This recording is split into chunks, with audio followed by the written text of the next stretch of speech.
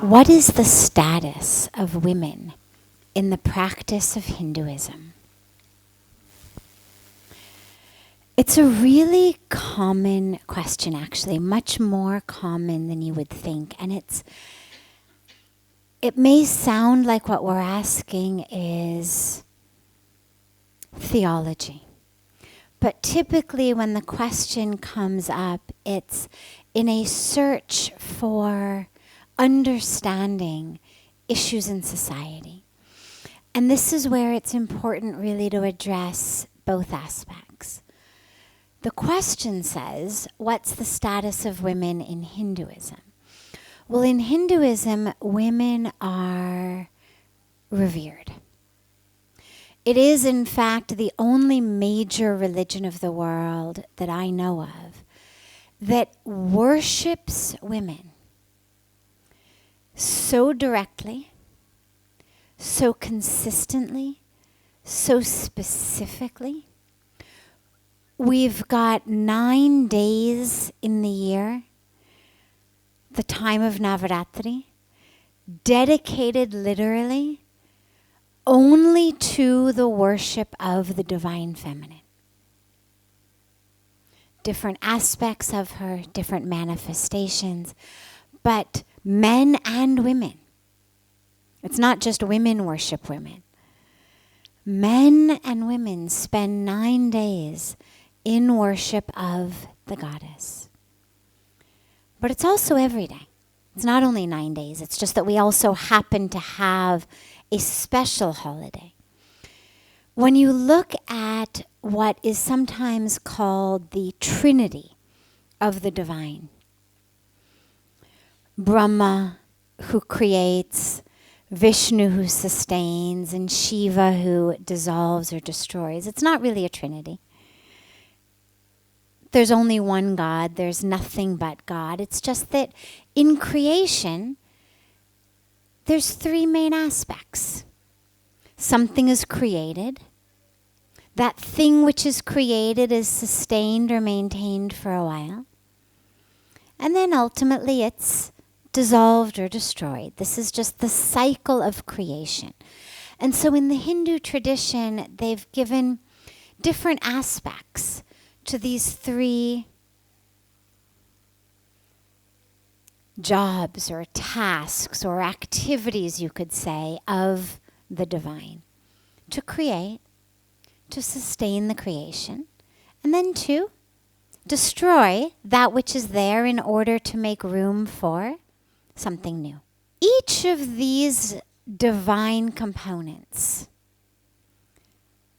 Brahma, Vishnu, Shiva, has a female that in English they tend to be referred to as a counterpart, which is just really a pathetically incorrect and inappropriate term for it. But I understand why they use it, because there isn't really a better word that we have in English. But the point is that there is a female through whose presence and energy these male manifestations are able to do their job. So whether it's creation, whether it's sustenance, whether it's destruction or dissolution, none of that would be possible without the female goddess, who gives literally the Shakti or the energy for creation, sustenance, and destruction. You have scriptures that are filled. We actually just 10 days, 12 days ago, put a paper together on this for the United Nations on what does Hinduism believe about the role of women, about women's rights, about women's health. And there is nothing in the scriptures other than emphatic rules, regulations on how to treat women, which is they must be revered, they must be respected, they must be kept happy. And the emphasis on the woman as the most important element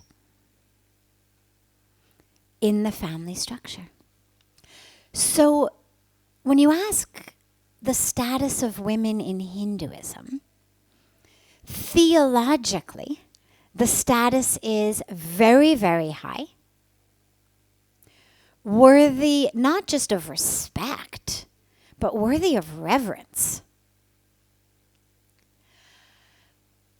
But the reason the question comes up is in society, there are issues. And Indian society is no different than any other society in that way. Society has challenges. I'm not going to take the time tonight to go into the details of the history of that which has affected and impacted Indian society and their societal norms or cultural norms, except to say that there's room for improvement here, societally, just like there's room for improvement societally. Anywhere you look, there's no society in the world, whether the majority of people are Hindu or Muslim or Jewish or Christian or atheists, that I know of, in which you couldn't find room for improvement in the role of women in that society. But what's most important to realize is it's not coming from the religion. It's not the scriptures who say anything other than women must be revered, cared for, kept happy.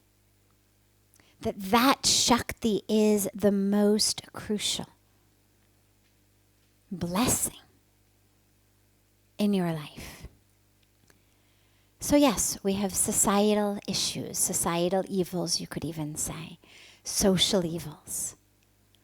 But this is a product of human nature that is not connected to God.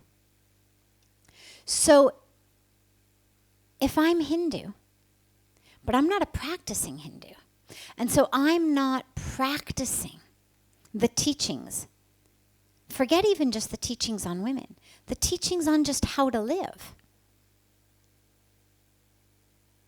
the teachings of nonviolence, the teachings of purity, the teachings of non-stealing. Well, grabbing someone's body is stealing. Grabbing someone's respect is stealing. Grabbing someone's rights is stealing. So I don't have to look very far in any of the teachings, in any of the scriptures, to learn how to live. But I do have to put it into practice.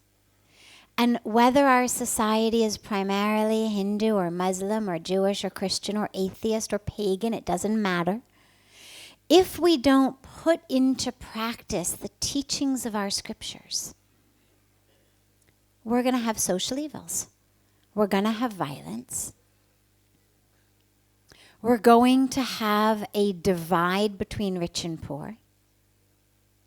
We're going to destroy the environment if there's not a respect for that. But again, these are all what we would call social evils. And these are things it's crucial to work against. With whatever time you have, energy you have, whatever cause pulls your hearts.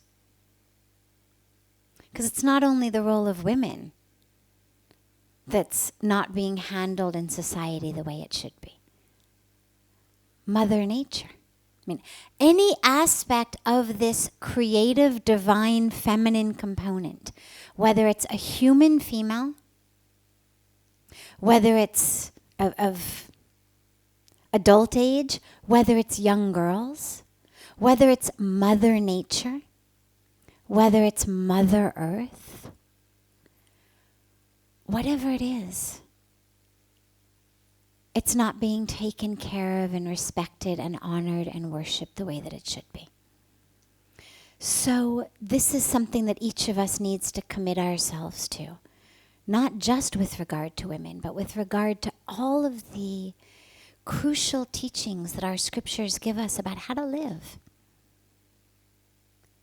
Because sure, there's problems with religion, and there's certainly problems with organized religion. But the scriptures of every religion are beautiful and are full of insights and teachings and truths that if we actually all abided by them, we wouldn't have to worry about our constitution or our laws or our courts or our police. All of that has to come in only when we are not abiding by the teachings of whatever religion we claim to subscribe to.